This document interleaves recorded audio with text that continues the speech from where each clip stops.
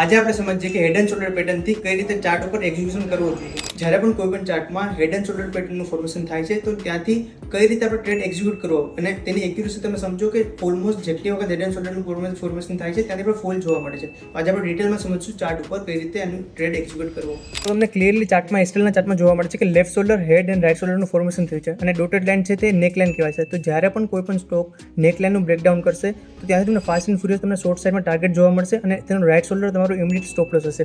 તો આપણે બીજું એક્ઝામ્પલ જોઈએ તો બીજું એક્ઝામ્પલ તમને કોલ ઇન્ડિયામાં તમને ક્લિયરલી વિઝિબલ છે કે આમાં પણ રિસેન્ટલી હેડ એન્ડ શોલ્ડરનું ફોર્મેશન થયું અને બ્રેકડાઉન પછી ઓલમોસ્ટ 16% તમારું ઇમિડિયેટ ટાર્ગેટ જોવા મળ્યું. તો તમે યાદ રાખો કે કોઈ પણ સ્ટોકમાં હેડ એન્ડ શોલ્ડર તમારે ફાઇન્ડ કરવું હોય તો તમે એક બીજી પેટર્ન છે કે તમે ઇન્ડિકેટરના સેક્શનમાં જઈ અને હેડ એન્ડ શોલ્ડર જેવું પણ ટાઈપ કરશો તો જ્યાં પણ હેડ એન્ડ શોલ્ડરનું ફોર્મેશન થશે ત્યાં તમને ડાયરેક્ટલી પેટર્ન ચાર્ટ ઉપર જોવા મળશે. તો નેક્સ્ટ સ્ટેજમાં આપણે બીજા સ્ટોક પેટર્નની વાત કરશું. તો યાદ રાખો કે 3 પીક્સ એન્ડ નેક લાઇનનું બ્રેકડાઉન થાય તો આપણે સેલ સિગ્નલ આવે છે અને નેક્સ્ટ સ્ટેજમાં વાત કરશું ડબલ ટોપ એન્ડ બોટમ પેટર્નની.